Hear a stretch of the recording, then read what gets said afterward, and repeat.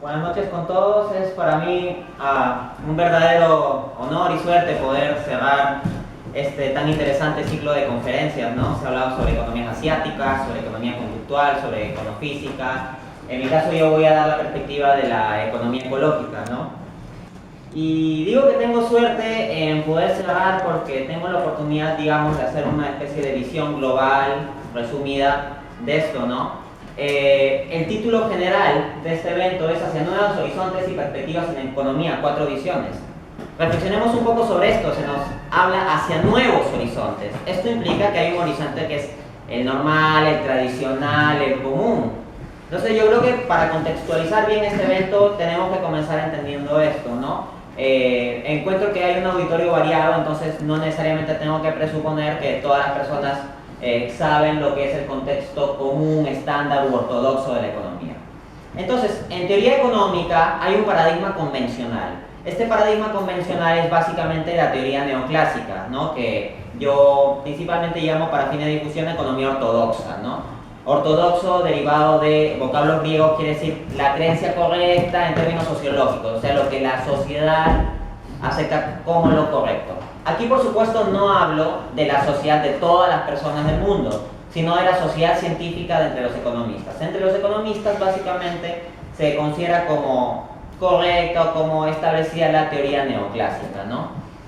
En ese contexto, hemos mostrado otras perspectivas distintas, y esas otras perspectivas distintas pueden implicar, por supuesto, ciertas discrepancias con este paradigma convencional en que somos formados la gran mayoría de economistas.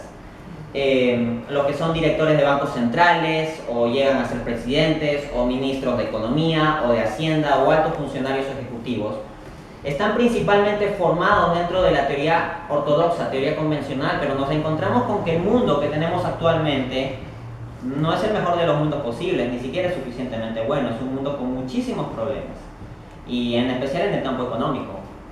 Pues bien, en ese contexto, si seguimos con el mismo tipo de economía, con el mismo tipo de enfoque, con la misma forma de comprensión del mundo desde la economía, no vamos a mejorar nada. Por lo tanto, si queremos crear un mundo nuevo, si queremos decir otro mundo es posible, tenemos también que decir otra economía es posible.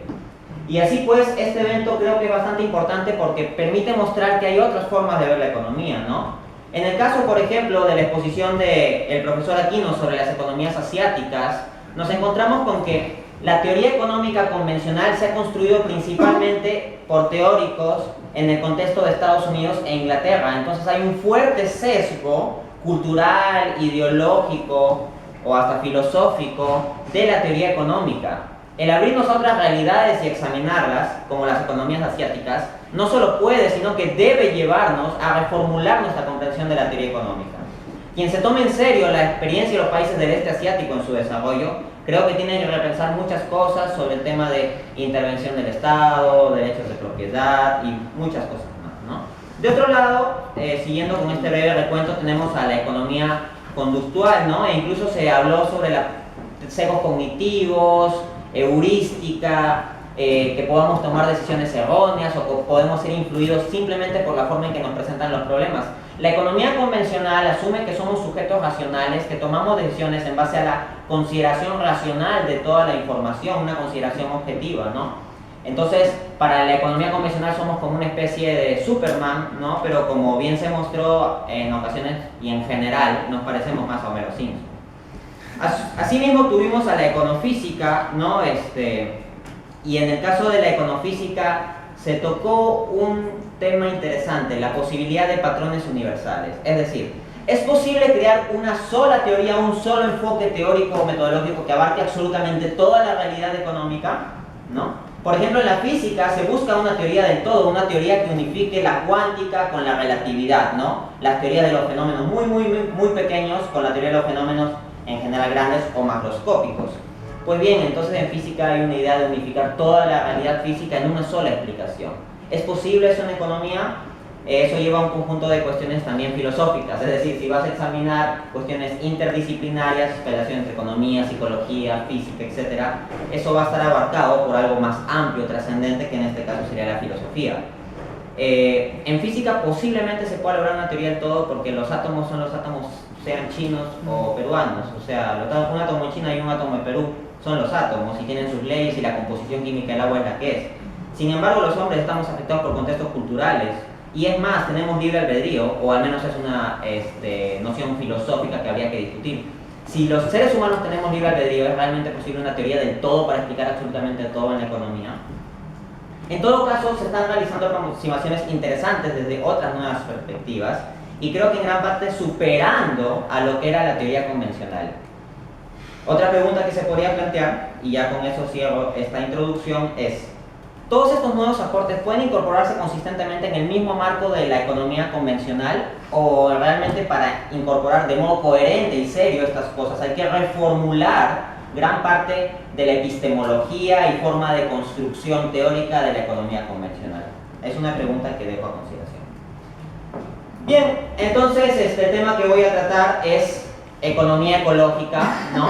Dado que el fin de estas conferencias es principalmente uno de difusión científica y todo eso, ¿no? No me voy a ir a tantas cuestiones especializadas, sino que aquí voy a tratar de tocar puntos importantes para que queden muy claros. Entonces, la pregunta de fondo de mi ponencia es la siguiente: ¿pueden la economía y la ecología convivir? Para esto requerimos primero las definiciones. ¿Qué es la economía? De acuerdo con la definición más general, la definición convencional de economía, tenemos que la economía es la práctica y el estudio de cómo las sociedades administran sus recursos escasos para satisfacer las necesidades humanas, ¿no? En inglés esto es más fácil de expresar porque en inglés hay la palabra economy and economics, ¿no? Es decir, economy se dice sobre el fenómeno de la realidad, como cuando dicen la economía peruana crecerá 2% el próximo año. En cambio, economics se dice para el estudio teórico de ese fenómeno, como cuando dices los economistas estudian economía. Bien, luego necesitamos el otro término de la relación. ¿Qué es la ecología? Ecología es o se refiere a la relación que se da entre los seres vivos y su ambiente. En ese contexto, la ecología estudiará tanto factores bióticos como factores abióticos. Los factores bióticos serán los factores relacionados con los seres vivos. Esto es los animales, plantas, etcétera, etcétera, y otras formas de vida, ¿no? Y abióticos, que se refieren a su ambiente o el medio en que subsisten o se desarrollan. El tipo de suelo, los tipos de clima, etcétera. Entonces ya hemos definido qué es economía y qué es ecología. En ese contexto, a su vez, ¿qué es economía ecológica? La economía ecológica es una visión heterodoxa de economía. ¿Qué quiero decir con heterodoxa? Había dicho que la economía convencional, en que somos formados la gran mayoría de economistas, si no es que todos de algún otro modo, es la economía neoclásica, una economía que asume pues supuestos de un hombre racional que interactúa en sociedad en función de su propio interés. El hombre racional como consumidor dará lugar a lo que se llama curva de demanda, el hombre racional como productor dará lugar a lo que se llama curva de oferta. El cruce entre la curva de oferta y la curva de demanda nos dará lugar al mercado y habrán distintos modelos de mercado y eso estructurará la economía en su conjunto si agregamos, es decir, sumamos los distintos mercados, ¿no? Suena una ecuación interesante de cómo comprender la economía, pero he dejado algo fuera. He dejado fuera el fenómeno ecológico. He dejado fuera que todo esto se desarrolla en un ecosistema, que dependemos de ciertas condiciones físicas, que dependemos de ciertas condiciones biológicas. Imaginemos, por ejemplo, que el día de mañana deje de realizarse el proceso de fotosíntesis. Se acaba la economía, no habrían economistas. Imaginemos que el día de mañana deje de llegar luz solar al planeta, pues sucede lo mismo. O imaginemos que dejen de haber abejas, que no haya ninguna abeja. Eso también dificultaría el transcurso de la economía. La teoría económica estándar se ha construido como una especie de sistema cerrado en que ve a la ecología, al medio ambiente, como algo exógeno. Y algo exógeno en la terminología de la economía convencional es algo que queda fuera del estudio de los economistas. Por supuesto, un economista ortodoxo puede decir, oh sí, el medio ambiente es muy importante y todo eso, ¿no? Pero su estudio no será directamente parte del estudio de la economía, sino que eso se dejará pues para ecologistas, biólogos, físicos, pero no es parte del estudio de la economía. Aquí la pregunta es entonces, ¿el medio ambiente es simplemente algo exógeno a la economía, es decir, algo externo, algo que está fuera de la economía podría subsistir sin un medio ambiente? Evidentemente que no. El fenómeno ecológico, por lo tanto, o la dimensión ecológica es intrínseca al fenómeno económico. Y cualquier comprensión de teoría económica que deje fuera, desde ya como exógeno, al factor ecológico, es una comprensión errada. Y los economistas que actúen en base a tal tipo de comprensión del mundo afectarán al mundo. Como yo decía en el prefacio de mi libro Economía para herejes, si un médico tiene una mala teoría y opera pacientes con esa mala teoría, puede matar gente, puede matar a una persona, por ejemplo, en una operación. Si un economista tiene una mala teoría y actúa en el mundo con esa mala teoría, y es por ejemplo ministro o presidente del Fondo Monetario Internacional o del Banco Mundial, no mata a una persona, puede matar a miles. ¿Ok?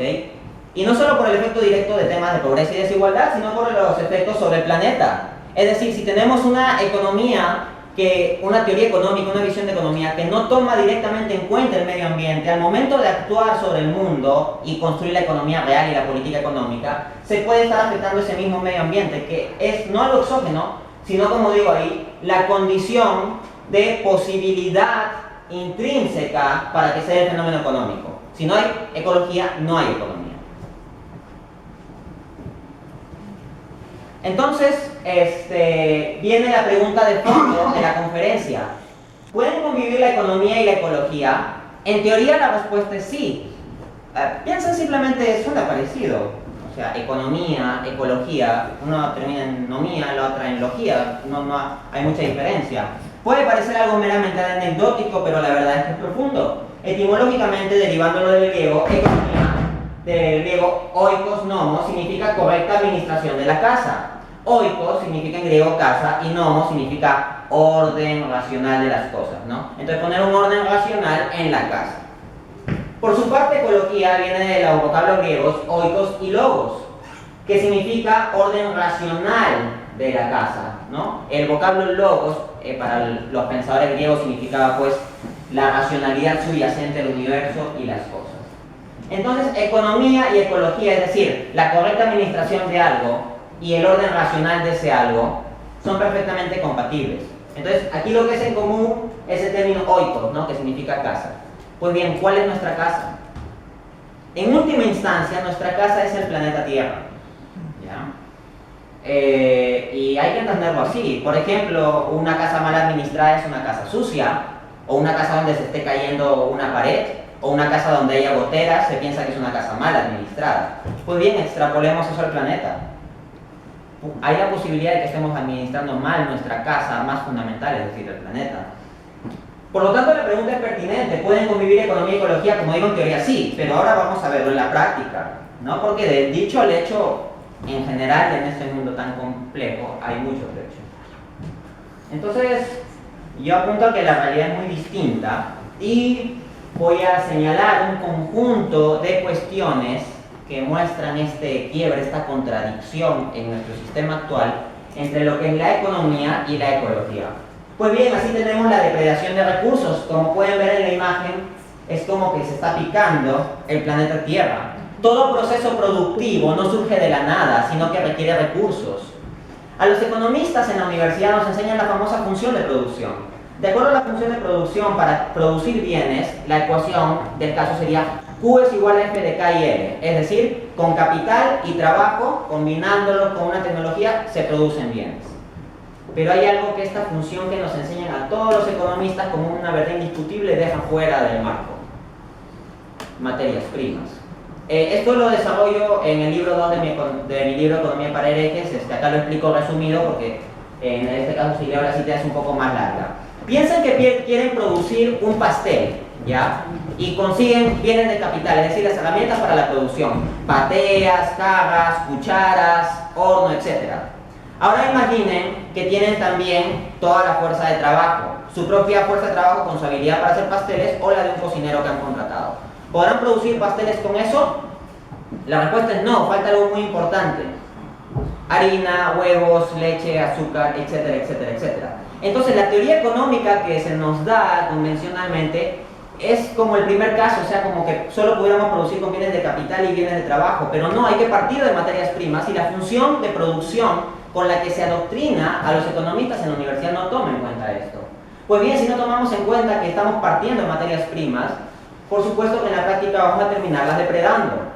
De acuerdo con Jorge Fonseca y Ángel González Tablas, Jorge Fonseca fue mi profesor en la Universidad Complutense de Madrid, cito: la globalización ha acentuado también la presión sobre los recursos naturales, hasta el punto de que ya en 1990, en algunos minerales clave, hierro, cobre, zinc, bauxita, níquel, las reservas disponibles en las cortezas terrestres eran inferiores al volumen acumulado de extracción de los mismos. O sea, ya se había sacado tanto de estos minerales, se había depredado tanto al planeta que ya quedaba menos de lo que se había sacado, es decir, se había sacado más del 50%. O sea, esta imagen le queda chica a este ejemplo, porque en este ejemplo se ha depredado más todavía de esta imagen, que es como la cuarta parte del planeta lo que estaría depredado, ¿no? Pero por si fuera poco, no solo tenemos problemas por el lado de la producción de una economía antiecológica, sino también problemas por el lado del consumo. Tenemos una economía tremendamente consumista, consumimos celulares, consumimos televisores, consumimos automóviles, gastamos miles y miles y miles de hojas de papel en fotocopias, trámites administrativos, etcétera, etcétera, etcétera, ¿no? Consumimos en McDonald's, compramos un montón de comida chatarra, la publicidad constantemente nos incentiva a consumir. Entonces, el punto es, ¿el planeta puede aguantar ese nivel de consumo? El punto es que el planeta tiene límites, no puede haber un crecimiento infinito ni un consumo infinito en un mundo finito. Ergo, deben haber límites de consumo, pero no los tenemos. La cuestión del desarrollo y la publicidad y tener mejor estatus nos llevan a consumir, consumir y consumir. Así pues, en la imagen, ilustrativamente, de nuevo se ve que se están comiendo el planeta Tierra como si fuera un sándwich, ¿no? Ahora, esto puede sonar a pura especulación, pero vamos a dar un dato concreto. Este dato sale del informe del Fondo Mundial para la Naturaleza. De acuerdo al diario El Mundo, se cita lo siguiente: las demandas de la humanidad sobre el planeta, o sea, lo que queremos consumir, son un 50% mayores de lo que la naturaleza puede regenerar. Por lo que a este ritmo son necesarios, no 1.5 planetas para producir los recursos necesarios para soportar la huella ecológica humana. O sea, somos tan consumistas que nuestro planeta se nos queda chico.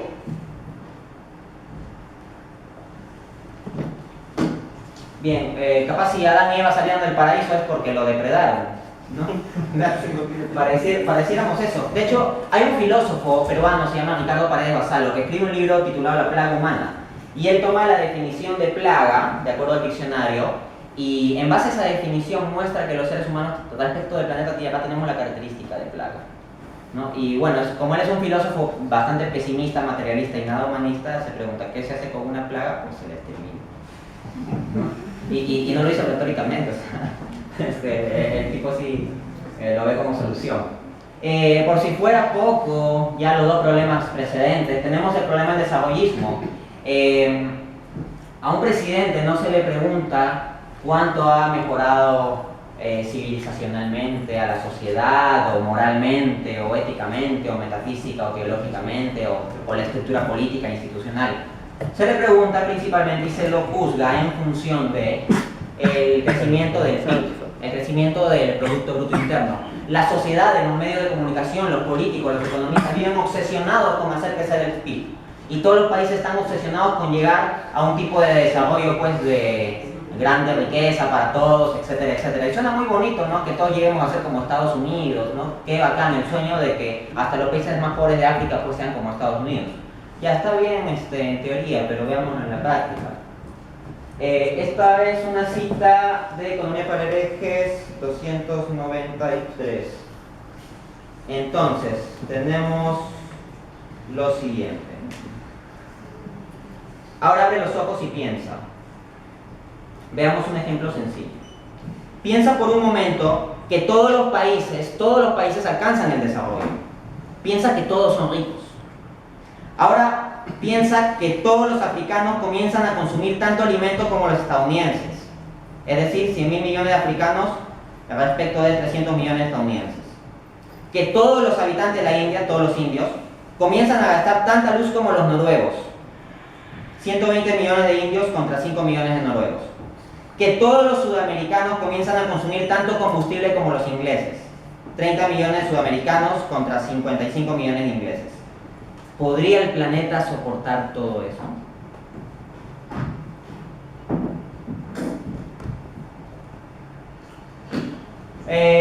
Asimismo tenemos el problema de la contaminación y quiero tomar solo un caso anecdótico, el caso de Linfen.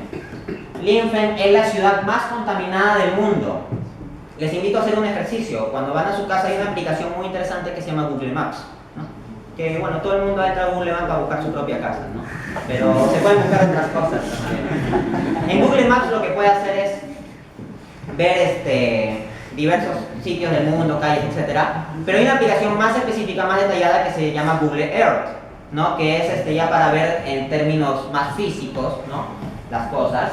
Y en la aplicación Google Earth, cuando tú buscas Linfen, que es una ciudad de China, tú vas a pensar que está pixeleado la imagen, pero no está pixeleada. O sea, se ve desde satélite, ya es una foto de satélite, no está pixeleada la imagen. Lo que sucede es que hay tanta contaminación que hay una capa de smog, ¿no? de suciedad atmosférica que hace que parezca pixeleado, entonces todo se ve tenue, pero no es que haya ningún problema con la imagen es nítida, o sea, muestra nítidamente que la ciudad no es nítida, o sea, que hay contaminación, ¿no? Acá tenemos una foto de Linfen, ¿no? La gente vive con mascarillas, o sea, esto parece un apocalipsis zombie, o un mundo apocalíptico, no sé, la gente sale así. Voy a pasar solo una cita, ¿no? Es un artículo de la revista Crónica titulado La ciudad donde jamás amanece. Cita: Linfen es el punto del planeta más contaminado. El sol se ve al año 20 días.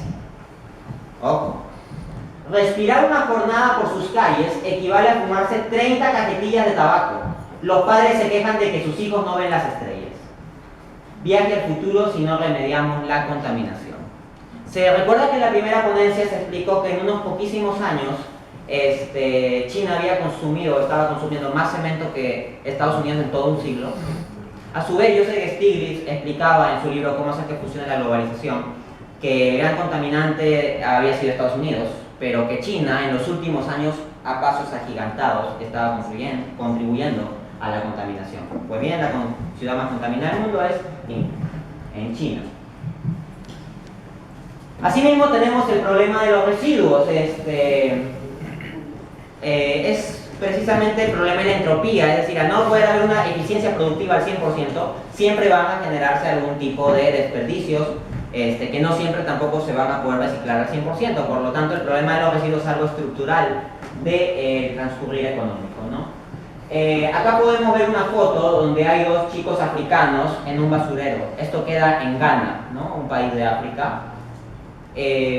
Nosotros tenemos nuestro celular, se nos acabó, nos lo robaron, lo más probable es que nos lo robaron en este país. Pero termina en la basura en última instancia los modelos anteriores. ¿Se acuerdan de esos celulares pues, de ladrillo? ¿No? Ya, esos ahorita están en la basura, o las pilas que tiramos, o los televisores, o las computadoras viejas. ¿A dónde van? ¿Creen que van al basurero de la ciudad? Momentáneamente sí, pero hay ciertos puntos donde se concentra esta basura. Ghana es uno de los basureros del mundo. Se lleva mucha basura tecnológica y los niños africanos escarban en la basura con tal de poder recuperar algo. El tema es que ahí tienes una bomba ecológica, ¿no? O sea, tienes un montón de pilas, o sea, cosas que son malas para el medio ambiente y para la salud humana, ¿no? Respecto al problema de la entropía, entonces menciono en la página 68 de Economía para el 68. Listo.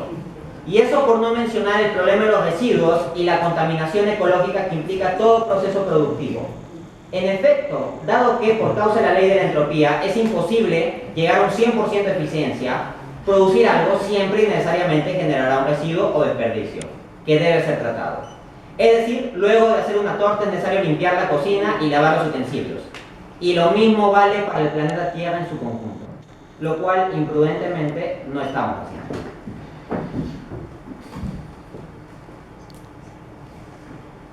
¿Será la energía nuclear la salvación frente al petróleo, el carbón y de estas energías más contaminantes? Pues bien, sucede que con la energía nuclear también hay serios problemas, serios peligros, ¿no?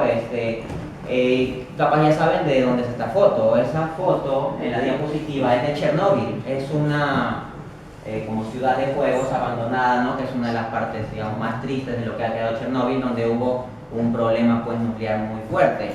La radiación, todo este problema creo que se dio a fines de los 80 o inicios de los 90, por ese rango, pero hasta ahora nadie puede acercarse ahí así nomás, es peligrosísimo para la salud. Pues bien, si comenzamos a manejar energía nuclear se nos puede salir de las manos. Ya en el 2009, me parece, hubo un problema con un reactor nuclear de Japón y hubo un miedo de que haya toda una proliferación nuclear. Y estamos hablando de Japón, un país desarrollado y con mucha tecnología. Cito a mi economista favorito, se lo recomiendo en su libro Los Pequeños Hermosos, Ernst Schumacher. Ningún grado de prosperidad podría justificar la acumulación de grandes cantidades de sustancias altamente tóxicas que nadie sabe cómo hacer seguras. Y que constituyen un peligro incalculable durante periodos históricos e incluso geológicos. Sí, pues, porque cuando tienes radioactividad, la radioactividad se va diluyendo a lo largo de una vida media, pero que dura miles de años. Y bueno, la cerecita sobre el pastel, aunque en realidad esto más bien es el pastel, lo anterior es la cerecita. El calentamiento global. Acá tenemos una famosa foto pues, de un oso ahí, le estamos derritiendo su casa. No hay ningún respeto por las plantas, ningún respeto por los animales, ¿no? El mundo es simplemente para el ser humano, o sea, es la casa del ser humano, no es la casa de las plantas ni de los animales, ¿no? Es una visión muy antropocentrista la de la economía convencional, tenemos que ir a una visión más amplia.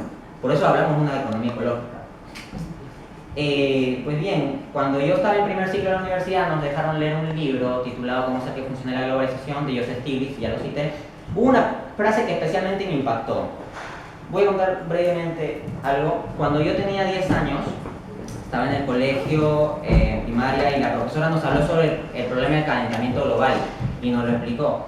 Y nos hizo que nos quedáramos todo el día, es decir, como las 5 horas de clase, pensando qué podíamos proponer para solucionarlo. Y a mí me dejó impactado eso, yo de verdad me quedé preocupado por solucionarlo ese día, ¿no? Nunca me imaginé dar una conferencia sobre economía ecológica cuando tenía 10 años y estaba preocupado sobre cómo se podía solucionar. Creo que fui uno de los que más se preocupó. Pues bien, entonces cuando llego a la universidad ya con una carga de cierta preocupación por la ecología, me encontré esta cita en el libro. En el 2006, durante la reunión anual de Davos, los representantes de la industria petrolera conversaban sobre las nuevas oportunidades que les proporciona el calentamiento global. Que los casquetes polares se derritan les facilitará el acceso al petróleo que se encuentra bajo el Ártico. O sea, en vez de discutir que la humanidad nos vamos a ir al garete porque estamos calentando el planeta, se dice, como se van a derretir los polos, entonces va a ser más fácil acceder al petróleo que hay debajo de todo ese hielo, ¿no? Bueno. Pero hace poco se ha celebrado, seamos un poquito optimistas, ¿no? Hace poco se ha celebrado una reunión para tratar este problema del calentamiento global y todo eso, ¿no? La COP21 en París. Bueno, no sé para qué digo seamos optimistas cuando en realidad voy a hablar en otro sentido. Eso es lo retórico.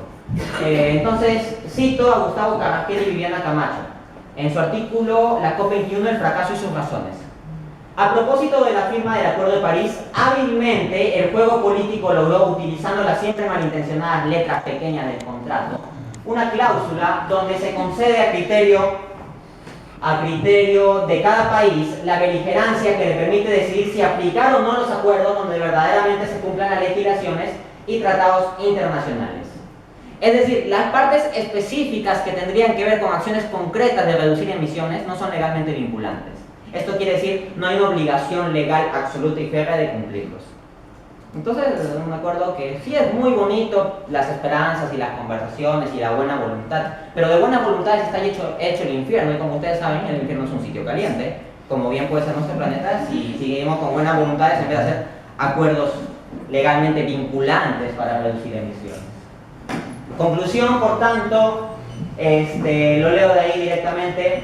Nuestra casa en última instancia es el planeta Tierra, pero la economía ortodoxa se ha mostrado, evidentemente, como una mala administradora de esta, pues al dejar fuera de análisis al factor ecológico, tiene necesariamente una gran parte de culpa en el actual problema del calentamiento global, que sigue incontrolablemente dándose contra nuestra propia supervivencia. Es decir, economía, regresemos a la etimología, era la administración racional de la casa. Ecología es el orden racional de nuestra casa. Nuestra casa es en última instancia el planeta Tierra. Si la economía convencional deja fuera de su esquema teórico estas cuestiones, o simplemente lo ve como exógenos o aplicaciones particulares, pero no como la base desde la que también se debe entender toda la teoría económica, es una mala economía y debemos ir hacia algo nuevo. Por eso hemos hablado de nuevos horizontes y perspectivas en la economía en este ciclo de conferencias. Gracias.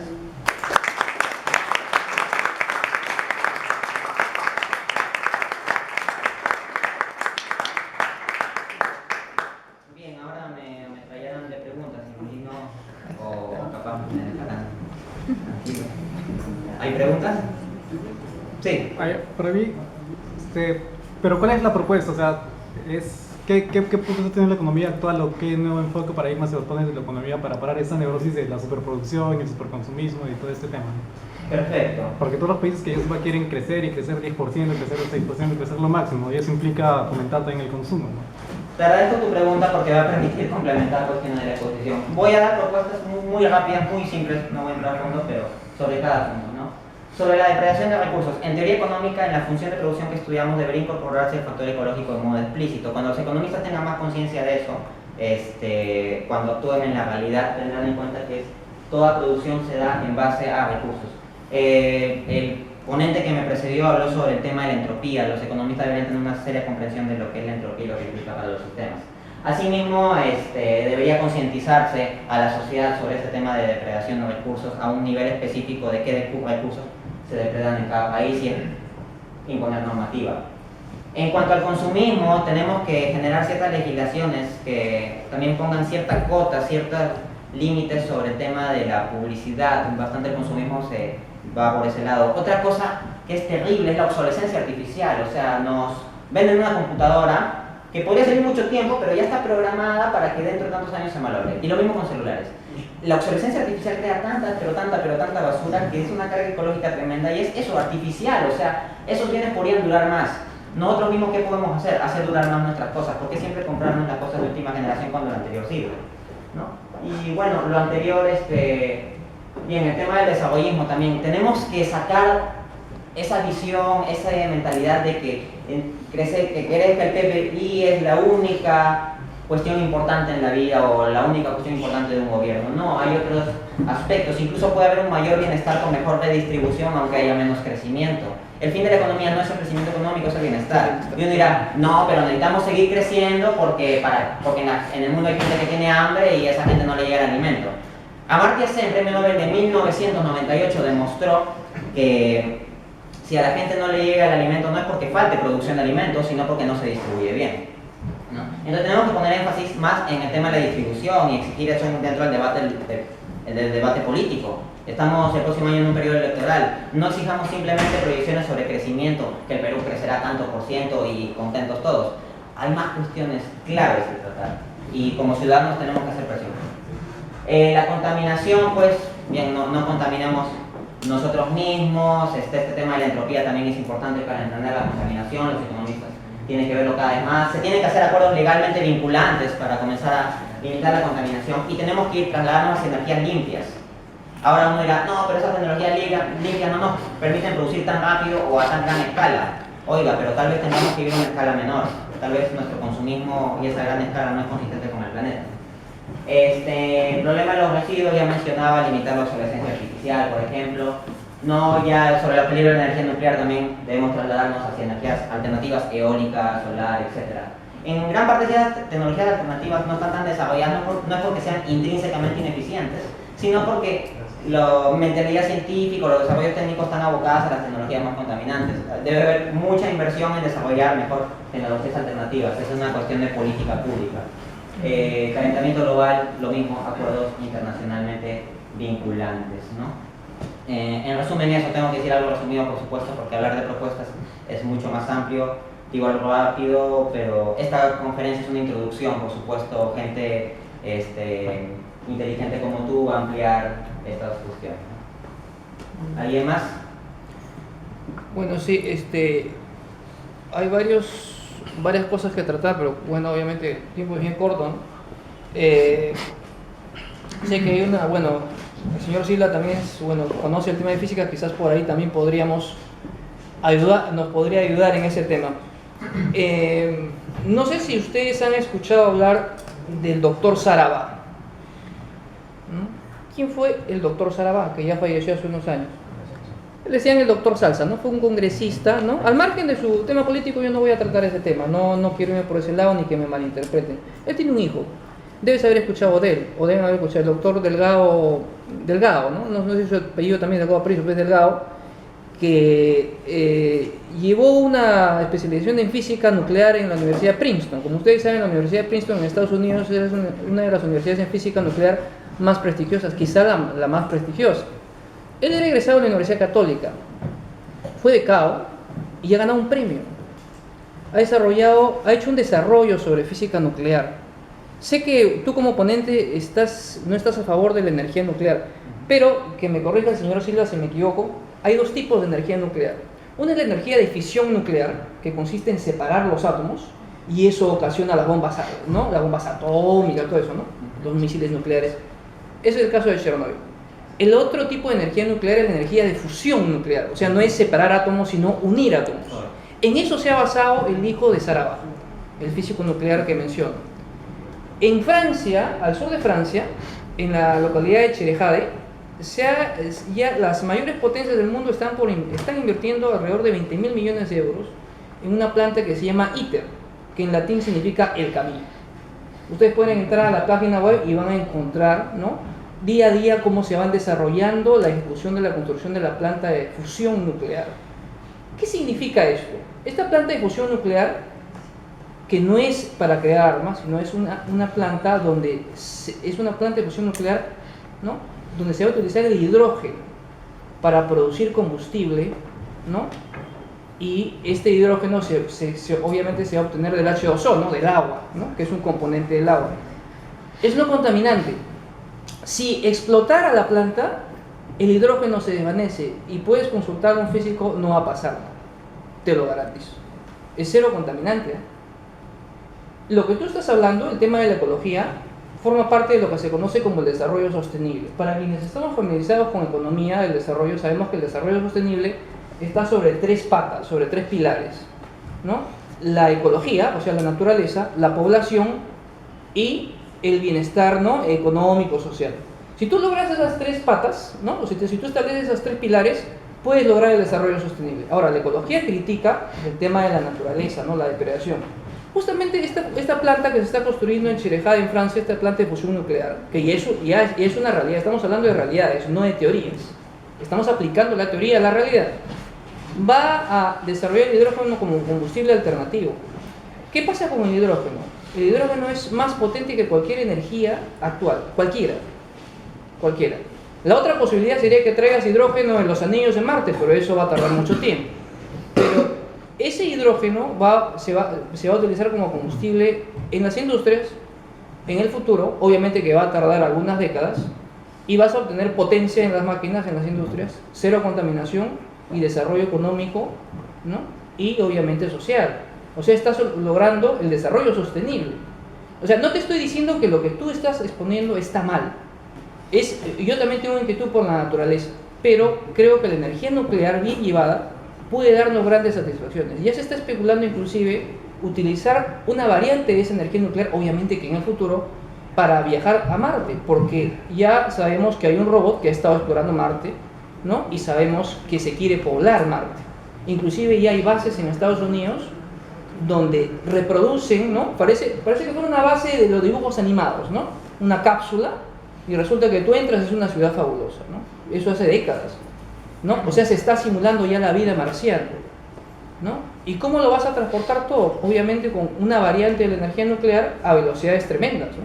Se calcula se ha hecho un cálculo de esa energía termonuclear, le llaman, que dice que la aceleración sería equivalente a la aceleración de la gravedad en la Tierra. Pues estás hablando de algo fantástico, ¿no? El problema es seguir investigando para que los cohetes tengan el material que resistan esa velocidad. Pero eso le corresponde a la ciencia. Con el razonamiento de que no podemos tocar a la ciencia, podría explotar un grifo, podría explotar una refinería. Muchas cosas han pasado, pero la única respuesta, en mi opinión, que nos puede dar, ¿no?, una mirada y un camino alternativo hacia el desarrollo es más investigación, más ciencia. Porque obviamente tenemos muchos problemas. Los 6.000 millones de personas que viven acá ya no van a aguantar una baja a crecimiento cero, digamos, ¿no? Es imposible.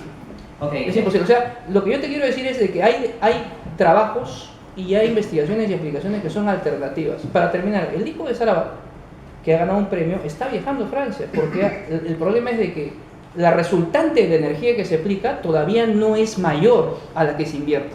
Y tú sabes que cuando tú tienes una máquina, la energía que tú le metes, ¿no? Cuando produce la máquina, la potencia y la resultante tiene que ser mayor para elevar la productividad y todo eso. Okay. Ese es el asunto. Él ha desarrollado un trabajo para justamente lograr eso, ¿no? Por ahí unas impurezas que dice que en la planta no permiten, ¿no?, que se obtenga una energía mayor, y él ha ganado un premio en ese tema. Es un orgullo para el Perú realmente. Simplemente respeto tu punto de vista, pero yo considero de que hay otros trabajos alternativos. Obviamente que el tiempo lo dirá. No me corresponde decirlo a mí, sino a la ciencia, ¿no? Porque la ciencia es la encargada de decirnos esto. Okay. Gracias. Disculpa que me haya excedido mucho el tiempo. Respeto tu punto de vista, como te repito, ¿no? Obviamente. Pero es una inquietud que yo tengo. Sí, no sé qué opinas al respecto. Respetaría si ya me dejas comentar. Sí, ¿qué opinas al respecto? A ver. Ya, se dice que el tiempo lo dirá. Ese es el punto. El punto es que el tiempo es el que impone las cosas. Es decir, si vamos a la realidad, y nuevamente no a teorías como decías, no estamos en un mundo donde tenemos infinito tiempo para investigar cosas, claro, o infinito tiempo para desarrollar nuestras tecnologías o nuestra ciencia, porque ya estamos contra el reloj. Yo ponía un ejemplo un poco gráfico, decía, si el calentamiento global está para aquí y podríamos pararlo con una intersección de la ciencia, pero si pasa cierto límite, el calentamiento ya tendría efectos muy fuertes y irreversibles, dada la entropía también. ¿Qué nos asegura que el avance de nuestro conocimiento científico va a llegar a cortar antes al calentamiento global o sus grandes efectos de que se llegue a esa cota límite? ¿No? Incluso hay proyecciones, yo les invito a ver proyecciones de acá, no a 20.000 años, sino o sea, a unas pocas décadas, de qué puede pasar si se sigue dando este calentamiento global. Entonces, confiar básicamente en los avances de la ciencia como que esto resolverá el problema, yo creo que no va la esencia del asunto en un conjunto de cuestiones, ¿no? Uno, que lo que tenemos que reformular principalmente son nuestros patrones de producción y consumo. Mientras tengamos estos patrones productivistas y consumistas, por supuesto que vamos a necesitar formas de tecnología gigantistas.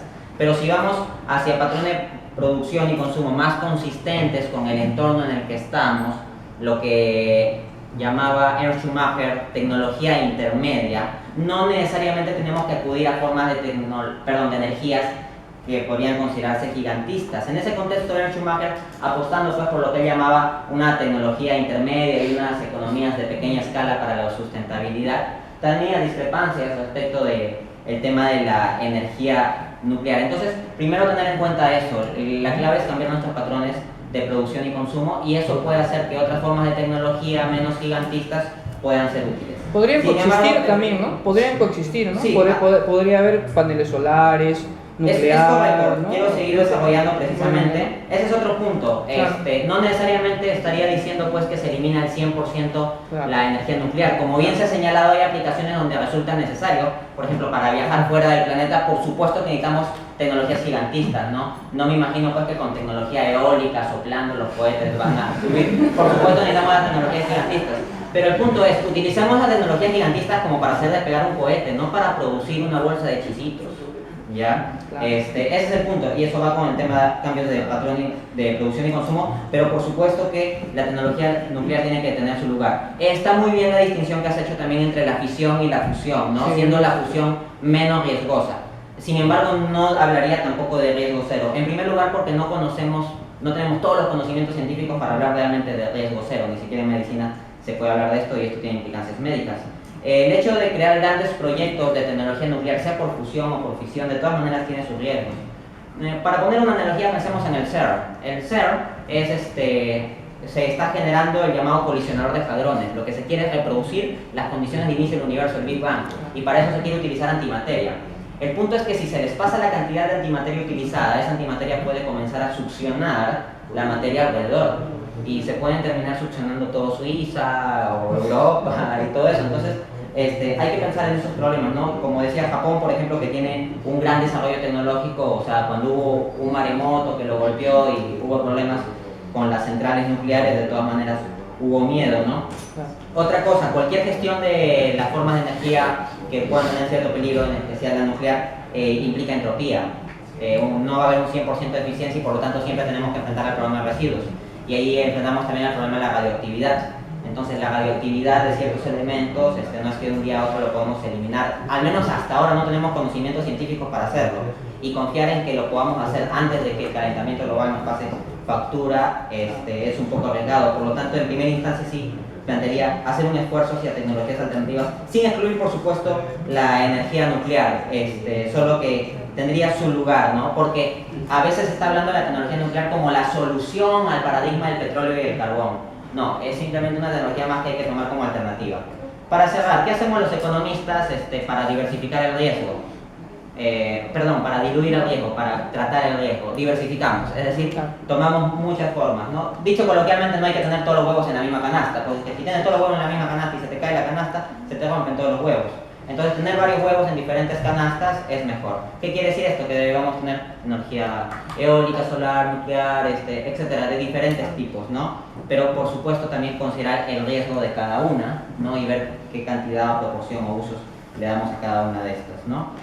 Hay muchísimos temas más que tratar, te agradezco tu intervención, A ti. ha dado lugar a esto Todos y ustedes. bueno, gracias.